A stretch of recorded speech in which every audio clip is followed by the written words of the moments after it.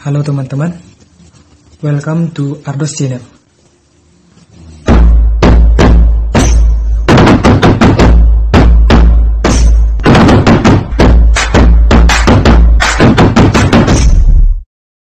Shalom teman-teman, selamat pagi dan salam sejahtera untuk kita semua.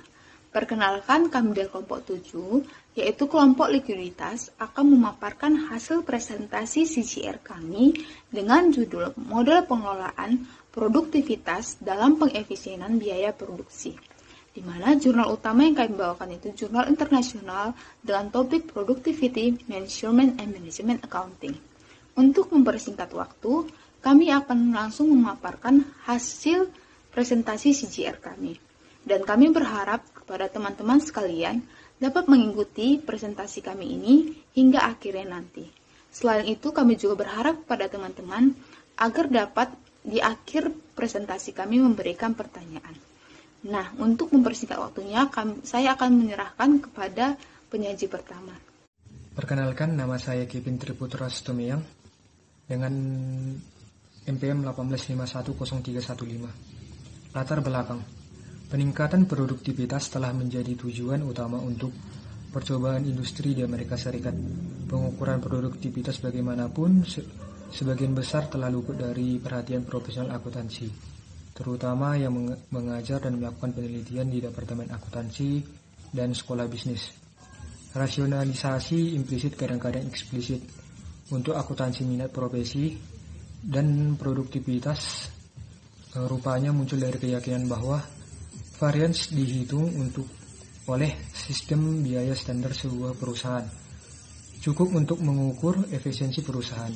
Agaknya keinginan untuk meningkatkan produktivitas sesuai kebutuhan dengan pengetatan standar secara menyeluruh dengan proporsi yang diinginkan. Kami mengartikulasikan peran untuk pengukuran produktivitas yang tidak mudah karena dipenuhi oleh kumpulan varians penggunaan. Kami menggambarkan hubungan antara pengukuran produktivitas dan keluaran dari sistem biaya standar, dan kami mengidentifikasi bahwa beberapa kekurangan dari pengukuran produktivitas yang dikutip secara luas sistem. Dengan demikian, makalah ini akan menjembatani kesenjangan saat ini antara varians penggunaan diproduksi oleh akuntan dan ukuran produktivitas yang dihasilkan oleh ekonom, insinyur industri, dan manajer operasi. Dalam prosesnya, kami mengembangkan ukuran kinerja yang ditingkatkan dengan mensintesis aspek terbaik dari setiap aliran pemikiran. Tujuan penelitian: Critical Journal Review dengan judul Productivity Measurement and Management Accounting.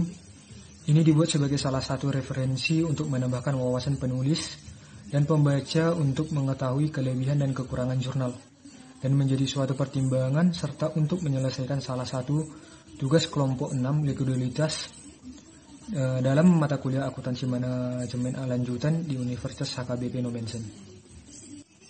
Manfaat penelitian: kami mempunyai 3 manfaat penelitian. Yang pertama adalah membantu pembaca mengetahui gambaran dan penelitian umum dari sebuah jurnal secara ringkas. Yang kedua, menjadi bahan evaluasi bagi peneliti dalam pembuatan suatu jurnal di penerbitan berikutnya. Yang ketiga, mengetahui kelebihan dan kelemahan dari jurnal yang dikritik. Keterangan atau penjelasan tentang jurnal kami. Yang pertama, judulnya adalah Productivity Measurement and Management Accounting. Pengarang Rajiv B. Benker, Srikan M. Datar, Robert S. Kaplan. Jenis jurnal: Journal of Accounting, Auditing and Finance atau jurnal internasional.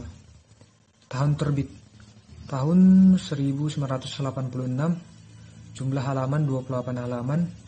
Sumber dari Google Scholar. Nama saya Esra Nurhayati Simanulang, NPM 185103000. Di sini saya akan memaparkan tentang pengertian produktivitas. Menurut Banker 1986 mengemukakan bahwa produktivitas ialah hubungan yang diukur sebagai rasio output terhadap input. Dengan sendirinya, Ukuran produktivitas tidak memiliki arti, itu hanya mendapat makna jika dibandingkan dengan periode produktivitas untuk sebelumnya, atau dengan ukuran dari fasilitas serupa yang menghasilkan keluaran serupa. Jika dibandingkan dengan buku akuntansi manajemen lanjutan, yaitu Bapak Artin lulus 1000, mendefinisikan bahwa produktivitas yaitu hubungan antara beberapa output yang dihasilkan beberapa unit yang dibutuhkan untuk memproduksi output tersebut. Tujuan utama mengukur produktivitas adalah memperbaiki operasi dengan cara menggunakan input yang lebih sedikit dengan memproduksi output yang sama atau menghasilkan output yang lebih banyak. Pengukuran produktivitas. Adapun rumus dari pengukuran produktivitas yaitu keluaran kuantitas yang dihasilkan dibagi dengan jumlah input yang dikonsumsi ataupun digunakan. Menurut kutipan dari buku Bapak Artin lulus 1000 mengemukakan dua cara untuk mengukur produktivitas. Yang pertama, ukuran produktivitas operasional yaitu perbandingan output dengan jumlah input yang dihasilkan dari faktor input. Sedangkan ukuran produktivitas keuangan perbandingan jumlah rupiah yang dikeluarkan dari penambahan satu atau beberapa faktor input. Faktor-faktor yang mempengaruhi produktivitas ada dua. Yang pertama, faktor eksternal, yang kedua yaitu faktor internal. Pada faktor eksternal yaitu berupa peraturan pemerintah, persaingan dari perusahaan lain, dan juga permintaan konsumen. Hal ini berada di luar perusahaan. Dalam beberapa kasus, karena begitu kuatnya faktor luar, maka tidak bisa manajemen dalam meningkatkan produktivitas.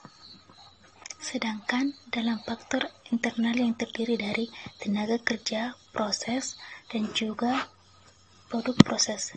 Dalam tenaga kerja seperti menyeleksi, pelatihan, dan juga adanya struktur organisasi yang terjadi dalam proses yaitu pemilihan proses, otomatisasi, aliran proses, dan juga tata letak. Sedangkan dalam produk proses terdiri dari riset dan pengembangan, keragaman produk, perekayasaan, dan juga kapasitas dan juga persediaan. Selanjutnya akan dijelaskan oleh teman saya. Perkenalkan, nama saya Nurmaida Sihotang, NPM 185102998. Baiklah, saya akan menjelaskan tentang analisis varians produktivitas dari sistem biaya standar. Di beberapa sistem pengukuran produktivitas, varians aktivitas penjualan disebut kapasitas varians penggunaan dan dianggap sebagai komponen produktivitas secara keseluruhan mengukur. Diyakini bahwa perlakuan semacam itu tidak tepat karena dua alasan. Pertama, menyesatkan secara sistematik untuk merujuk pada keuntungan lebih tinggi yang diperoleh lebih banyak volume atau bauran penjualan yang menguntungkan karena pemanfaatan kapasitas. Perbedaan produktivitas operasi dengan produktivitas keuangan. Yang pertama, produktivitas operasional. 1. Ukurannya menggunakan unit fisik pada pembilang maupun penyebut. 2. Memungkinkan manajemen untuk mengetahui pengaruh perubahan produktivitas sumber daya input terhadap operasi. 3. Hanya dapat mengukur salah satu bahan baku langsung atau tenaga kerja langsung. Yang kedua, produktivitas keuangan. 1. Memiliki keunggulan karena mempertimbangkan produktivitas pengaruh biaya ataupun kuantitatif input terhadap produktivitas. Yang kedua, dari segi manajemen, perhatian tidak hanya fokus terhadap fisik, kuantitas, tetapi juga biaya. Yang ketiga, dapat mengukur lebih dari satu faktor produksi. Total produktivitas. Menurut hasil penelitian yang dilakukan Sarjono pada tahun 2001, produktivitas ini menunjukkan produktivitas dari semua faktor yang digunakan untuk menghasilkan output. Faktor tersebut adalah bahan baku, tenaga kerja, energi, modal, dan lain-lainnya. Rumus produktivitas total sebagai berikut. Produktivitas total sama dengan total keluaran per total masukan, sama dengan total produk dibagi tenaga kerja ditambah bahan baku ditambah energi ditambah modal. Produktivitas total juga dapat diukur menggunakan rumus lainnya, yaitu sebagai berikut. Produktivitas total sama dengan total keluaran per total masukan atau sama dengan penjualan ditambah persediaan dibagi tenaga kerja tambah bahan baku tambah penyusutan tambah investasi. Pengukuran berdasarkan pendekatan rasio output per input dapat menggunakan satuan fisik dari output dan input atau ukuran berat, panjang, isi. atau satuan moneter dari output dan input. Terima kasih. Pembahasan selanjutnya akan dilanjutkan oleh Saudari Putri Sialoho. Nama saya Tania Roslan Tumanggor, NPM 18510270. Yang pertama, saya akan menjelaskan tentang selisih harga penjualan. Selisih harga penjualan mengukur pengaruh penyimpangan harga jual sesungguhnya dengan harga jual yang ada pada batas kontribusi dan laba operasi yang dianggarkan. Perusahaan menghitung selisih harga penjualan dengan cara mengalihkan perbedaan antara harga jual per unit yang sesungguhnya dengan harga jual per unit yang dianggarkan dari jumlah produk yang sesungguhnya terjual. Selisih ini juga merupakan selisih anggaran fleksibel pendapatan penjualan. Rumusan selisih harga penjualan yaitu harga jual per unit sesungguhnya dikurangkan dengan harga jual per unit yang dianggarkan dan dikalikan jumlah unit yang sesungguhnya dijual. Yang kedua, saya akan menjelaskan tentang selisih komposisi penjualan. Selisih komposisi penjualan merupakan hasil perubahan antara dua rasio total unit yang sesungguhnya terjual untuk semua produk dan batas kontribusi per unit yang dianggarkan.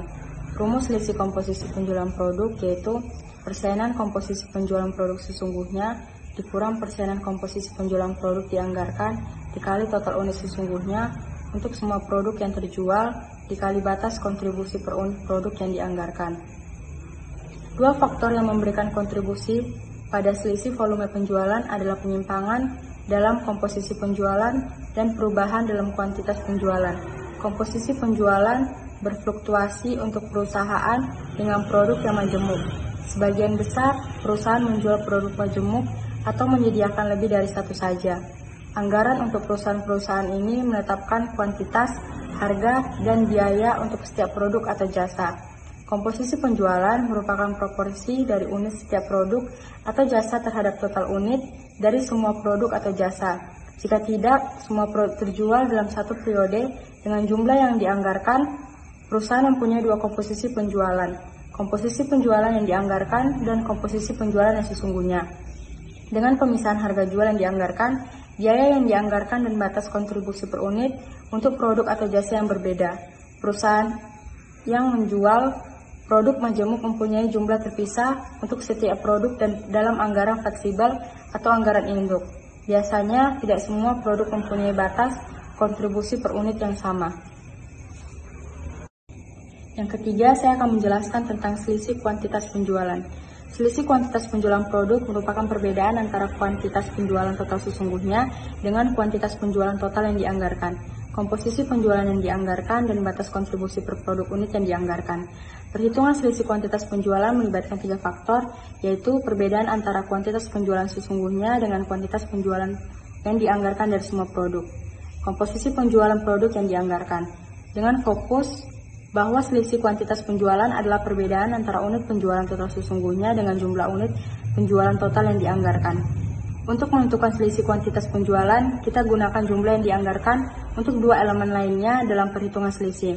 Rumus selisih kuantitas penjualan produk yaitu total unit yang sesungguhnya dijual dikurang dengan unit penjualan yang dianggarkan dikali persenan komposisi produk yang dianggarkan dan dikalikan dengan batas kontribusi produk per unit yang dianggarkan. Yang keempat, saya akan menjelaskan tentang selisih pangsa pasar dan ukuran pasar. Selisih ukuran pasar merupakan pengukuran pengaruh perubahan total pasar terhadap total batas kontribusi dan laba operasi perusahaan. Cara perhitungannya ialah membandingkan antara ukuran pasar sesungguhnya dengan ukuran pasar yang dianggarkan dan mengasumsikan perusahaan mempertahankan keadaan pada semua faktor sama dengan yang dinyatakan dalam anggaran induk. Rumus selisih ukuran pasar yaitu total unit di pasar sesungguhnya dikurang total unit pasar yang dianggarkan dikali pangsa pasar yang dianggarkan dikali batas kontribusi rata-rata per unit yang dianggarkan. Selanjutnya, model pengukuran produktivitas. Model pengukuran produktivitas terdiri dari 1. Sistem APC, yang kedua sistem pengukuran produktivitas multiperiode, yang ketiga sistem just in time, dan akan dijelaskan oleh teman saya, Yeni Sitio. Nama saya Yeni Listra Sitio, NPM 18510286. Sistem APC. Menurut Banker 1986 mengatakan bahwa Sistem APC menggunakan jumlah dan harga aktual dari kedua keluaran dan masukan untuk menghitung produktivitas dan rasio pemulihan harga. Standar teknologis untuk tenaga kerja, material, dan overhead yang mencerminkan hubungan yang diharapkan antara input dan output dalam sistem biaya standar tidak dieksploitasi di bawah sistem pengukuran produktivitas APC dalam akta dalam sistem pengukuran produktivitas lainnya. Kurangnya spesifikasi teknologi, pengukuran produktivitas sistem mengandalkan nilai atau harga dikalikan kuantitas untuk digabungkan menjadi beberapa output dan beberapa input saat menghitung rasio produktivitas. Sistem pengukuran multiperiod. Dalam penelitian Banker 1986 mengatakan bahwa tujuan menjelaskan perubahan aktual keuntungan dari satu periode ke periode berikutnya terdengar mudah, tetapi sebenarnya berbeda dari tujuan sistem pengukuran produktivitas tradisional dan sistem perhitungan biaya standar. Sistem pengukuran APC hanya menjelaskan perubahan dalam keuntungan tidak disebabkan oleh perubahan tingkat output.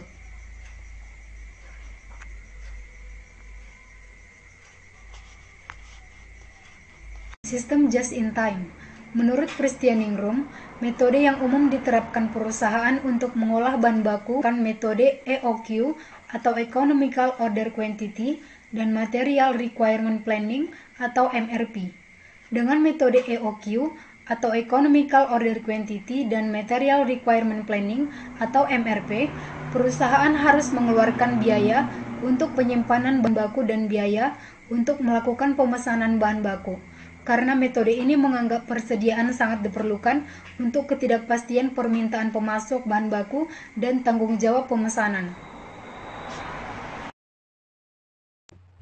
Selamat pagi semuanya, nama saya Diana Anis Tumorang, NPM 18910265. Di sini saya akan melanjutkan tentang kelebihan jurnal utama, yaitu yang pertama, terdapat penjelasan mengenai pengukuran produktivitas yang dijelaskan secara baik yang melibatkan faktor internal dan faktor eksternal. Pengukuran produktivitas ini juga terdapat dalam jurnal pembanding yang berjudul Model Pengukuran Produktivitas berdasarkan pendekatan rasio output per input yang ditulis oleh Sarjono pada tahun 2001.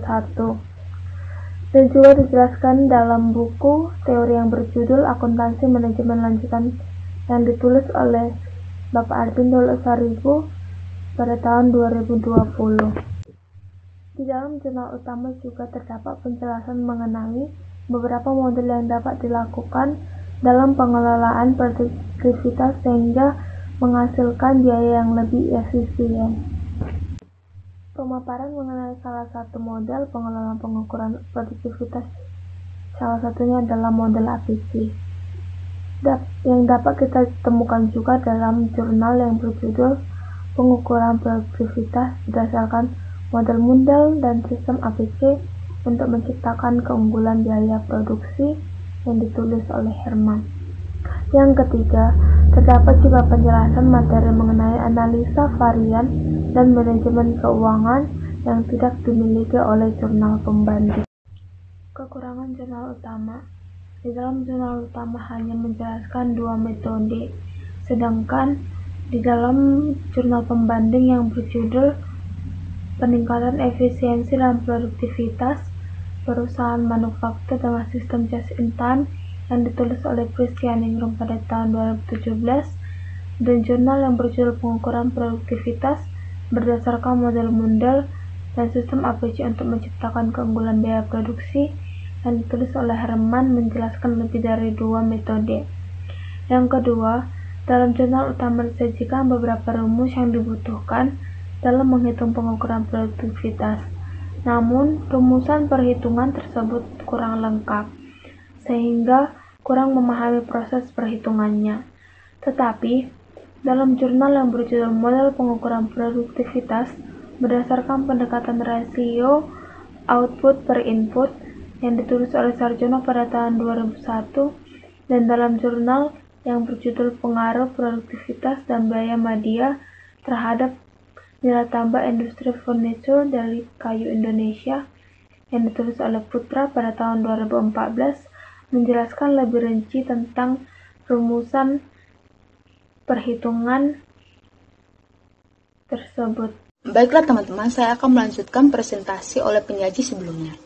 Di sini merupakan kesimpulan. Kesimpulan yang kami dapat dari dalam makalah kami ialah bahwa dalam jurnal utama dapat dijelaskan produktivitas merupakan salah satu alternatif untuk mengevaluasi kinerja yang telah dilakukan, bahkan merupakan salah satu cara yang sangat efektif dalam menilai efisiensi pemakaian sejumlah input dalam menghasilkan output tertentu. Suatu perusahaan juga perlu mengetahui pada tingkat produktivitas mana perusahaan tersebut beroperasi, agar dapat nanti membandingkannya dengan produktivitas yang telah ditetapkan oleh manajemen. Produktivitas diukur sebagai rasio output terhadap input, yaitu kuantitas output yang dihasilkan. Jumlah input yang dikonsumsi dengan sendirinya, ukuran produktivitas tidak memiliki arti. Itu hanya mendapatkan makna jika dibandingkan dengan ukuran produktivitas untuk periode sebelumnya, atau dengan ukuran dari fasilitas serupa yang menghasilkan keluaran serupa. Pengukuran produktivitas berusaha untuk menyoroti peningkatan fisik pengguna sumber daya, yaitu untuk memotivasi dan mengevaluasi upaya untuk menghasilkan lebih banyak output dan input lebih sedikit sambil mempertahankan kualitasnya. Dalam makalah ini juga dapat disimpulkan terdapat beberapa model pengelolaan pengukuran produktivitas yang membantu perusahaan